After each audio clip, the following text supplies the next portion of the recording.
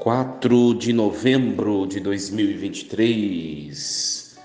Neste sábado, nós celebramos a memória de São Carlos Borromeu, bispo. Em nome do Pai, do Filho e do Espírito Santo. Amém.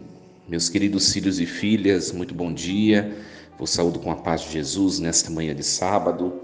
Nós vamos meditar a primeira leitura proposta pela liturgia da igreja, mas antes disso, sempre é bom refletirmos um pouquinho sobre a memória que nós celebramos. Hoje, São Carlos Borromeu. São Carlos Borromeu viveu no século XVI, aquele século em que aconteceu a Reforma Protestante, a divisão da Igreja Católica Ocidental, o surgimento das igrejas protestantes. E em meio a toda essa turbulência, São Carlos Borromeu, se tornando bispo, se torna um grande defensor da fé católica, da verdade, da doutrina.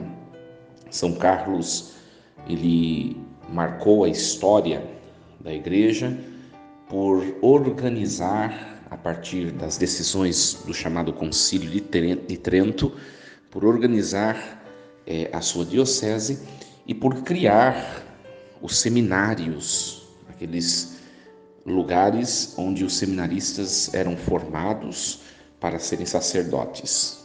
Naquela ocasião, a igreja estava reorganizando a sua vida, a sua história, seu modo de funcionalidade, e os seminários surgem exatamente para essa finalidade, para organizar a formação dos futuros sacerdotes. Então, São Carlos Borromeu, um marco na história da igreja, um santo bem importante, e hoje nós celebramos e nos recomendamos a sua proteção, a sua oração.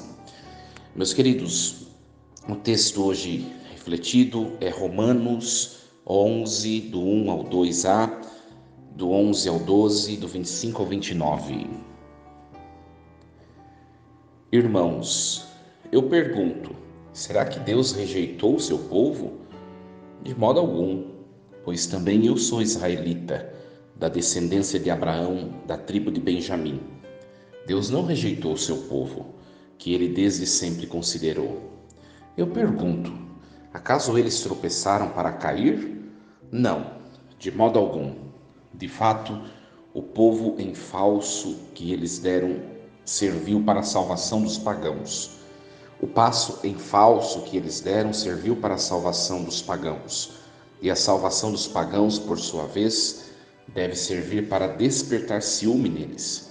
Ora, se o passo em falso deles foi riqueza para o mundo, e o pequeno número de crentes dentre eles foi riqueza para os pagãos, que riqueza não será a adesão de todos eles ao Evangelho? Irmãos, para não ser despresunçosos por causa da vossa sabedoria, é importante que conheçais o mistério, a saber, o endurecimento de uma parte de Israel é para durar até que a totalidade dos pagãos tenha entrado na salvação. E então todo o Israel será salvo, como está escrito: de Sião virá o libertador, ele tirará as impiedades do meio de Jacó. Essa será a realização da minha aliança com eles, quando eu tirar os seus pecados. De fato, com relação ao Evangelho, eles são inimigos para benefício vosso, mas com relação à escolha divina, eles são amados por causa dos patriarcas, pois os dons e a vocação de Deus são irrevogáveis. Palavra do Senhor. Graças a Deus. Meus queridos, hoje nós refletimos a continuação do lamento de São Paulo, apóstolo, que está escrevendo para os romanos. São Paulo era um judeu exímio, honrava a sua raça, professava a sua religião, e descobrindo a verdade da encarnação, se encontrando, tendo uma conversão e se encontrando com Jesus Cristo, ele percebe que o cristianismo não é uma ruptura ou o início de algo novo, mas é a continuidade do projeto de Deus. Deus iniciou seu projeto amando o primeiro povo, Israel. E Deus não deixou de amá-lo. Esse primeiro povo, ele se estende agora no novo povo que é a igreja.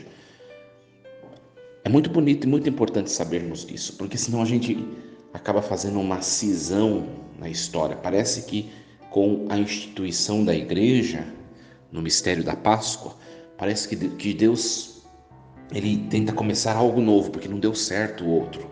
E na verdade não é isso. O que o texto de hoje diz o quê? Deus, ele continua a amar o povo de Israel e os seus descendentes. Mas ele continua o seu projeto. Quando ele veio à Terra, na pessoa de seu Filho Jesus Cristo, ele deu início a novas possibilidades. Quais eram? Quais eram estas? Aos pagãos participarem também da sua vida. Então a igreja, o novo povo de Deus, é a possibilidade dos pagãos também participarem do projeto de Deus. Mas não que Deus tenha esquecido aquele povo primeiro. Não. Simplesmente ele abriu, a sua casa para os pagãos. Então, compreendamos isto bem e hoje, com esta notícia, nos sintamos alegres e privilegiados, porque também nós não somos de raça judia, nós não somos descendentes do povo primeiro. Se Deus não tivesse feito isso por meio da instituição da igreja, nós também não herdaríamos a vida de Deus, a vida divina. Então, ser igreja, participar da igreja é um privilégio, é uma bênção para nós. Nós somos parte, nós somos continuação do projeto que Deus iniciou com esse povo. E aí nós colocamos esse texto de hoje na nossa vida, na nossa história, né?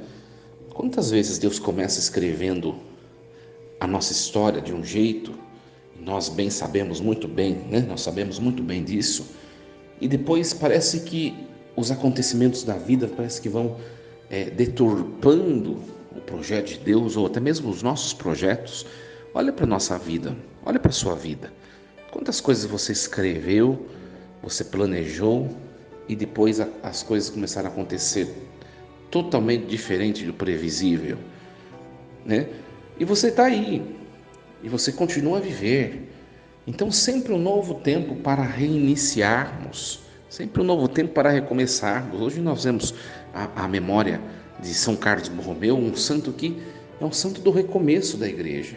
A igreja estava caminhando de maneira tão solidificada, sabe, nos 16 séculos primeiros, ela foi se solidificando, e no século XVI aconteceu que precisava haver uma transformação e não havia, né? Parece que o mal ele prejudica, mas o mal ele faz crescer. A igreja se transformou na reforma protestante. A igreja cresceu, se santificou, se organizou melhor. Não estou dizendo que isso não poderia ser feito sem a divisão. Deveria, mas não foi. A mesma coisa o povo de Israel. Não poderia ser a continuação do povo, o povo ter aceito Jesus Cristo e continuado, mas não foi, né?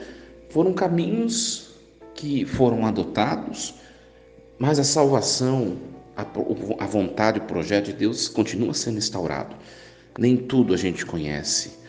Às vezes a gente olha os caminhos da nossa história e a gente fala, por que disso? Por que daquilo? Não poderia ter sido diferente? Não, não poderia. Continuemos a escrever a nossa história. Isso é o mais importante.